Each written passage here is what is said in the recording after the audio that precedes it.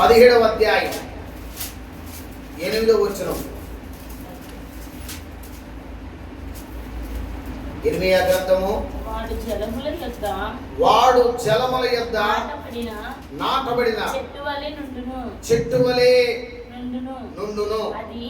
అది కాలువల ఓరను దాని వేళ్ళు తన్నును.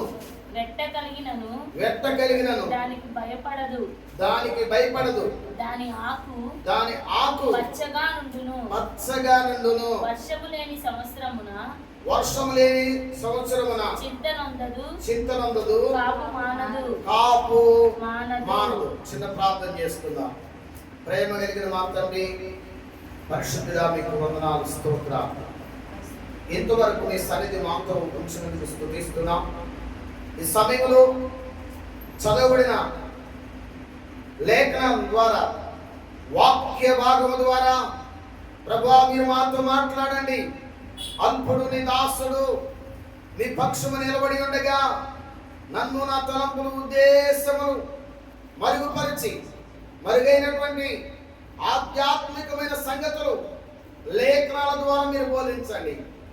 లూదియా హృదయము తెరవబడినట్లుగా, సరసాల నాయకుడు మనసు తెరవబడినట్లుగా ప్రభువా ఈ సమయంలో నీ వాక్యము ప్రకటించబడుతుండగా ప్రతి హృదయము యేసు నామములో తెరవబడును గాక. ప్రతి ఒక్కరి మనసు యేసు నామములో తెరవబడును గాక. నీ ఆత్మ కార్యములు జరిగించండి. వాక్యం విని వాక్యమునకు లోబడి వాక్యానుసారంగా జీవించుట మా అందరికి నేర్పించండి. యేసు నామములో ప్రార్థించి పొంది ఉన్నాము తండ్రి, ఆమేన్. నీటి కాలువల యొద్ద నాటబడిన చెట్టు పిల్లరా అక్కడ జ్ఞాపకం చేస్తాడు. నీటి కాలువల యొద్ద నాటబడినటువంటి చెట్టును చూడండి, మరి లేఖనాలు మనకు బోధిస్తాడు. అయితే మనం చదివిన వాక్యంలో వాడు నీటి కాలువల యొద్ద నాటబడిన చెట్టు వలె నుండును అని జ్ఞాపకం చేస్తున్నాడు. ఎవరి గురించి పిల్లరా వ్రాయబడింది? చూడండి, దేవుని వాక్యమును మనం పరిశీలన చేస్తే చూడండి, ఆ పై వచనాలు అంటాడు ఎవరయ్యా అంటే ఎవరిని గురించి వ్రాయబడింది. చూడండి, ఎవరిని గురించి పరిశుద్ధాత్మ దేవుడు మాట్లాడుతూ ఉన్నాడు. ఎవరిని గురించి లేఖనాలు బోధిస్తున్నాయి. చూడండి, ఎందుకు పరిశుద్ధాత్మ దేవుడు పులరా ఎవరిని ఉద్దేశించి ఆయన మాట్లాడుతున్నాడంటే అక్కడ అంటాడు యెహోవాను నమ్ముకొనివాడు ధన్యుడు. దేవునికి స్తోత్రం. చూడండి, యెహోవా అనగా ఆయన ఉన్నవాడు అనువాడు ఈ భూమిని ఆకాశములను.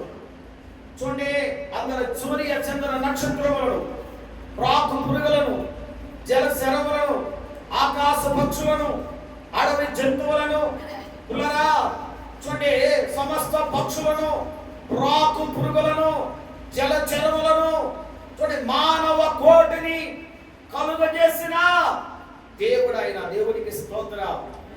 ఆయన చూడండి పులరా ఈ సమస్తమును సృష్టించిన సృష్టికర్త అయిన దేవుడు. ఆయన నిన్న నేడు నిరంతరము ఒకే రీతిగా ఉన్నటువంటి దేవుడు. తరాలు మారిన, యుగాలు మారిన మారని దేవుడు. కాబట్టి చూడండి ప్రియమైన దేవులారా, ఒక వ్యక్తి ఫలించే అనుభవంలో ఉండాలంటే, ఒక ఫలభరితమైన జీవితమును చూడండి కలిగి ఉండాలంటే, ఒక ఫలభరితమైన వ్యక్తిగా మార్చబడాలంటే, ఆశీర్వాదకరమైన వ్యక్తిగా మార్చబడాలంటే, దీవెనకరమైన వ్యక్తిగా మార్చబడాలంటే, మేలుకరమైన వ్యక్తిగా మార్చబడాలంటే నీటి కాలువ యొద్ద నాటబడిన చెట్టు వలె ఉండాలి. అంటే చూడండి ఎలా ఉంటే పిల్లరా నీటి కాలువల యొద్ద నాటబడిన చెట్టు వలె ఉంటాడు, ఫలిస్తాడు, ఫలభరితంగా ఉంటాడు. చూడండి ఆలోచన చేస్తే యెహోవాను చూడండి నమ్ముకొనివాడు. దేవునికి స్తోత్రం.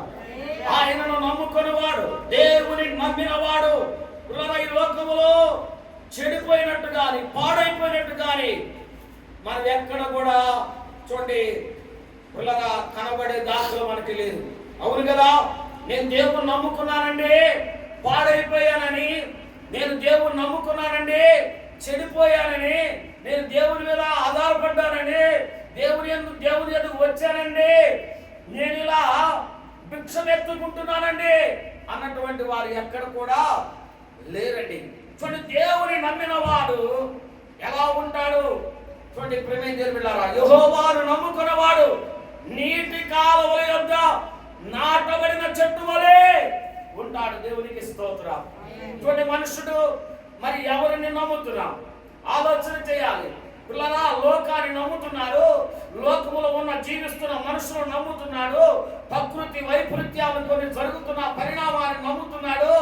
ప్రేమేంద్ర బిడ్డలారా, ఆలోచన చేస్తే చూడండి ఫలాన్ని జరుగుద్ది ఈ సమయంలో చూడండి అనేటువంటి వార్తలు వస్తుంటే దానిని నమ్ముతున్నారు. కానీ దేవుని నమ్మేవారు ఎంతమంది ఉన్నారు?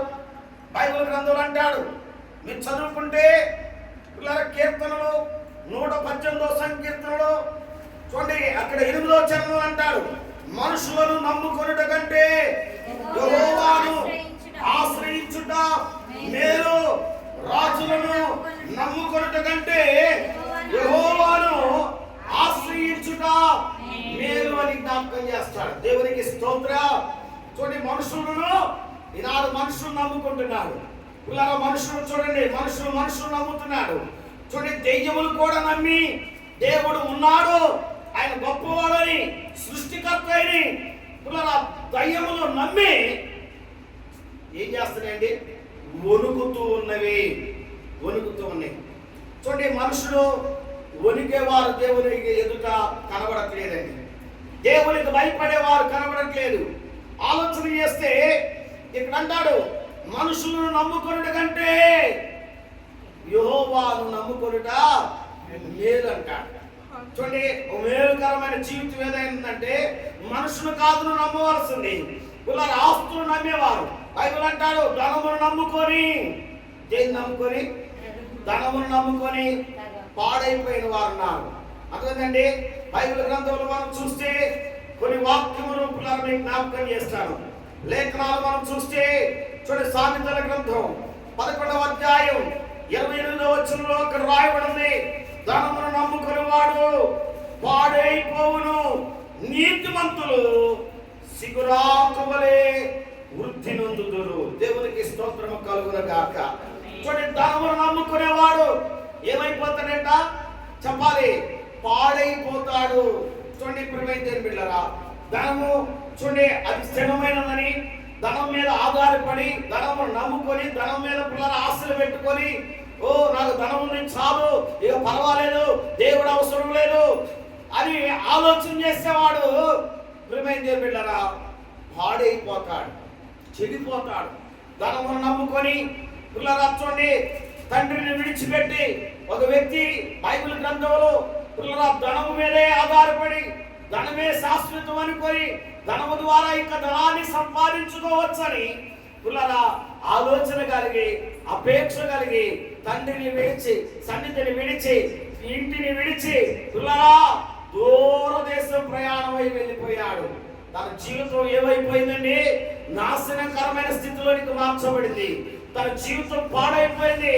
అయ్యా ఆలోచన చేస్తే చూడండి, పందులు తినే పొట్టు తినాలని కూడా ఆశపడ్డాడు. పుల్లరా సమస్తమును కోల్పోయాడు. ఆ పొట్టు కూడా దొరకలేదండి. చూడండి, ధనమును నమ్ముకునేవాడు ఏమైపోతాడంట? దేవుడిని కాకుండా సృష్టికర్త అయిన దేవుడు, పుల్లరా రక్షణకర్త అయిన దేవుడు, న్యాయకర్త అయిన దేవుని ఆయనను కాకుండా మనం ఈ లోకంలో ధనాన్ని నమ్ముకుంటే ధనము శాశ్వతమో కాదు. ధనము శాశ్వతమా? కాదండి. బైబిల్ గ్రంథంలో అంటాడు, ఒకడు సర్వలోకమును సంపాదించుకొని తన ప్రాణం పోగొట్టుకుంటే వానికి ఏమి ప్రయోజనం అని జ్ఞాపకం చేస్తాడు. ఈ లోకం అన్ని సంపాదించుకుందాం, ధనం ఉంది, వెండి ఉంది, ఐశ్వర్యం ఉంది, ఆస్తి వాస్తులు ఉంది, కానీ దేవుని నమ్మలేదు, దేవుని కలిగి ఉండలేదు. పిల్లరా చూడండి, దేవుని మీద విశ్వాసం అనేది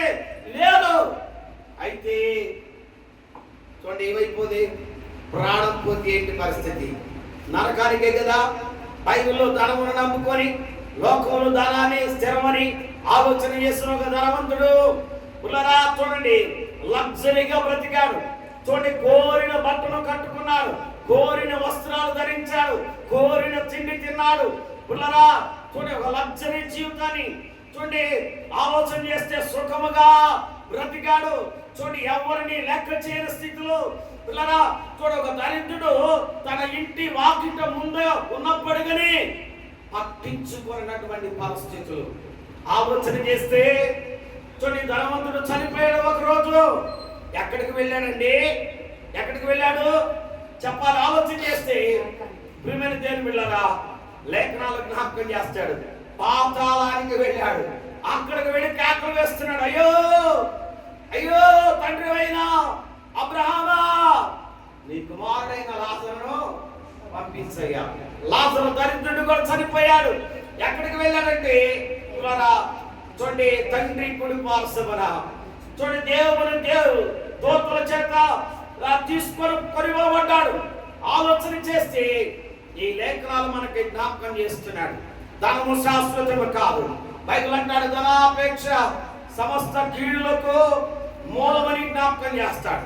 ధనమును నమ్ముకునేవాడు పాడైపోతాడని. ప్రేమేనా దేవుని బిడ్డలారా, వాక్యం వింటున్న వాళ్ళారా, ఆలోచన చేద్దాం. నువ్వు దేనిని నమ్ముకుంటున్నావు?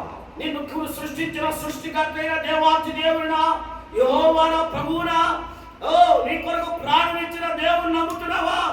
లేక అశాశ్వతమైనది, ఎందుకు పనికిరానిది? చూడండి పిల్లరా, చూడండి, లోకం అంటాడు ధనం ఎక్కడ ఉండను, నీ హృదయమో అక్కడ ఉండను.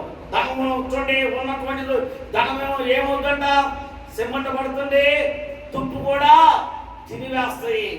పిల్లలు ఆలోచన చేస్తే ధనమును నమ్ముకునేవాడు పాడైపోతాడు. నువ్వు దేవుని నమ్మితే ఎలా ఉంటావు తెలుసా? చెప్పాలి, ఎలా ఉంటావంటే చూడండి, నీటి కాలువల యొద్ద నాటబడిన చెట్టు వలె ఉంటాము. దేవునికి స్తోత్రం చేద్దాం. హల్లెలూయా.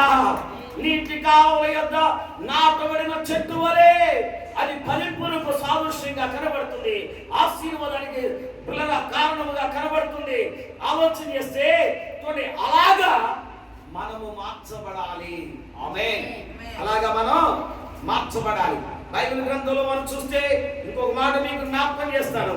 చూడండి, బైబిల్ అంటాడు, సామెతల గ్రంథం 28వ అధ్యాయం 26వ వచనం అంటాడు, తన మనస్సును నమ్ముకునేవాడు బుద్ధిహీనుడు. చాలండి, ఏమంటున్నాడండి? చూడండి, మనస్సును నమ్ముకొని, ఏం నమ్ముకోనంట? మనస్సును నమ్ముకొని. ప్రియమైన బిడ్డలారా, మనుషులు వారి స్వభావాలు వేరు, రకరకాల వేరు ఉంటది. దైవ స్వభావం వేరు, మానవుడి స్వభావము వేరు. ఆలోచన చేస్తే ఇక్కడ జ్ఞాపకం చేస్తున్నాడు. ముందుగా చెప్పిన మాటలు ధనమును నమ్ముకునేవాడు, ఇక్కడ తన మనస్సును చెప్పండి నమ్ముకునేవాడు ఎలా ఉంటాడంట? బుద్ధిహీనుడు. అర్థమేనండి? మనస్సును నమ్ముకునేవారు ఉన్నారు. మనసు అర్థమేనండి? ఈ మనసు చెప్పింది చెప్పండి, మనసులో ఆలోచన చేసి ఆలోచన బట్టి ముందుకు నడిచేవారు ఈనాడు చాలా మంది ఉన్నారండి. చూడండి, మనస్సును నమ్ముకునేవాడు ఎలాంటి వాడంట? దేవునిని కాకుండా మనసిచ్చిన దేవుడు. ఏమిచ్చిన దేవుడు అండి? మనసుకి ఏమిచ్చాడు? మనసిచ్చాడు. చూడండి, ప్రాణం ఇచ్చాడు, ఆయుష్ ఇచ్చాడు, ఆరోగ్యం ఇచ్చాడు. చూడండి, ప్రియమైనలారా, ఆలోచన చేస్తే సమస్తమును దేవుడు ఇస్తున్నటువంటివి. కానీ వాటిని పొందుకోకుండా మనుషుడు ఈ లోకంలో తన మనస్సు మీద ఆధారపడి, మనిషి మీద ఆధారపడి, అర్థమండి? చూడండి, తన మనస్సును నమ్ముకునేవాడు బుద్ధిహీనుడు. అంటే బుద్ధి లేనటువంటి వాడు. వాక్యమింటలో ప్రవేశం బిడ్డలారా, దేని మీద నువ్వు నమ్మికుంటున్నావు? ఆలోచన చేస్తే ధనం మీద నమ్మికుంటున్నావా? మనుషులను నమ్మికుంటున్నావా? చూడండి, మనుషులను నమ్ముకున్నట్టు కంటేని 118వ సంకీర్తనలో చెప్పినట్లుగా మనుషులను నమ్ముకోవద్దు. నిన్ను కలుగు చేసిన, నీ కొరకు కలువరి శిలువలో ప్రారంభించిన యేసును నమ్ము. ఆమేన్. నీ కొరకు రక్తం కార్చి, నీ కొరకు సొగసును స్వరూపాన్ని కోల్పోయి రిక్తునిగా చేయబడిన దేవాతి దేవుని నువ్వు నమ్ముకో. ఆమేన్.